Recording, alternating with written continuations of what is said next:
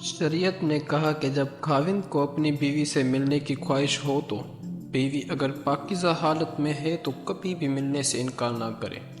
حدیث پاک میں ہے کہ اگر یہ اونٹ پر بھی سوار ہے تو نیچے اترے اور خاوند کی خواہش کو پورا کرے۔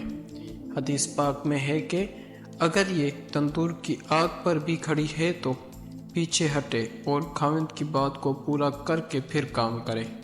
اور آج کل کی لڑکیاں اپنے خاوند سے اپنی بات منوانے کے لیے اس کو آلے کے طور پر استعمال کرتی ہیں۔ یہ بہت بڑی غلطی ہے۔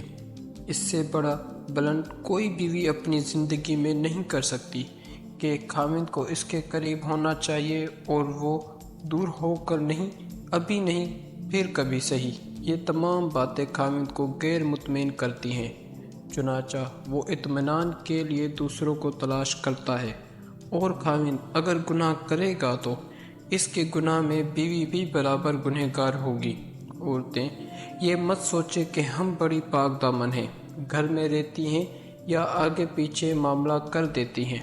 اگر آپ کے خاوند نے باہر جا کر نگاہ غیر محرم پر ڈالی تو قیامت کے دن آپ کے گلے میں بھی رسی ڈالی جائے گی کہ تجھے ہم نے بنایا کس کے لیے تھا، تجھے نکاح میں جوڑا کس کے لیے تھا، تو کس مرض کی دوا دی۔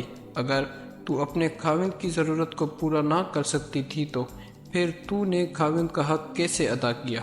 اس لیے نیک بیویاں اپنی ذمہ داریوں کو ہمیشہ پوری کرتی ہیں اور اپنے خاوند کو گھر میں ایسا سکون دیتی ہیں کہ خاوند کو کسی اور کی طرف نگاہ اٹھانے کی ضرورت ہی نہیں رہتی۔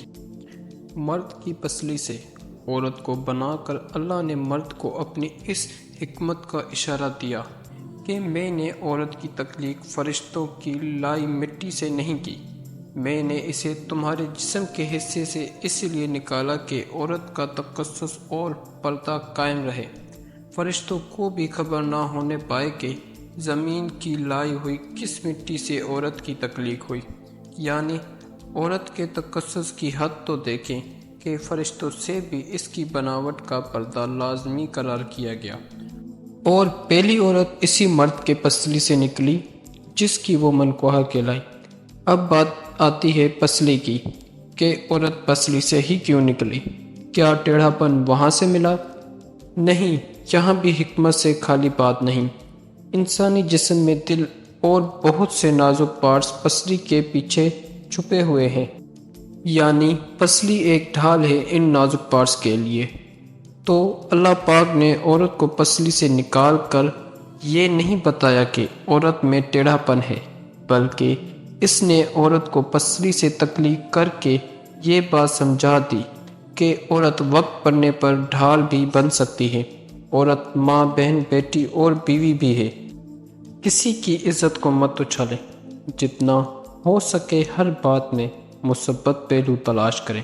شکریہ، اللہ حافظ، ملتے ہیں نیکسٹ ویڈیو میں۔